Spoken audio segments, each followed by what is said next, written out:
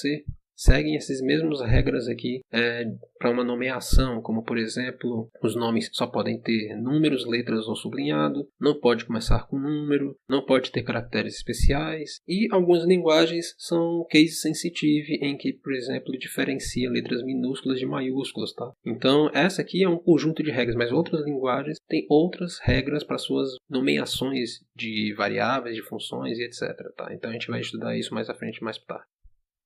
Ao criar as variáveis, toda linguagem de programação também define quais são os tipos, ou seja, quais são os valores que essas variáveis podem armazenar e podem ser manipulados, tá? Normalmente, a gente tem um conjunto de tipos simples que são implementados em praticamente quase todas as linguagens de programação, como os tipos inteiros, reais, caracteres, lógicos, tá? Normalmente, a maioria das linguagens modernas também possuem características de tipos estruturados, como strings, vetores.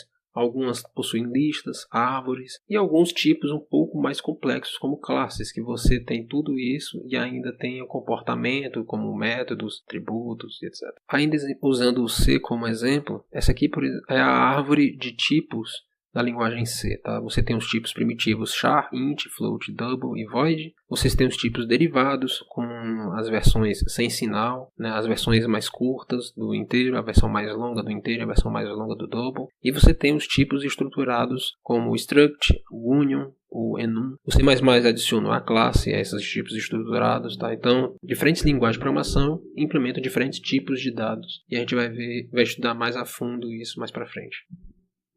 E um conceito que rima com o primeiro que a gente falou, que é a sintaxe, é a semântica, tá? Enquanto a sintaxe diz respeito à forma do seu programa, a semântica diz respeito ao significado das estruturas que você tem no seu programa, nas estruturas que a linguagem proporciona. Ou seja, qual é o efeito que um determinado comando faz sobre os valores das variáveis, qual é o comportamento sobre que as funções devem ter, como a memória é gerenciada, tudo isso diz respeito à semântica, tá? Ou seja, revisitando aqui o comando for que a gente viu lá na sintaxe, isso aqui é a forma dele. Mas qual é o comportamento desse comando for, tá? O comportamento é o quê? Essa instrução que está bem aqui, ela é executada antes de qualquer coisa. Você tem uma condição que vai ser executada e que, se for verdadeira, o comando aqui é executado. Ao final de todos os comandos, esse passo aqui é então executado. O fluxo volta para a condição. Se essa condição continuar verdadeira, os comandos continuam sendo executados e o passo também, até que essa condição seja falsa. Então, toda essa descrição que eu acabei de dar é o comportamento do código for, tá? Não é a forma em si. E isso significa a semântica do código for. Então, uma linguagem de programação precisa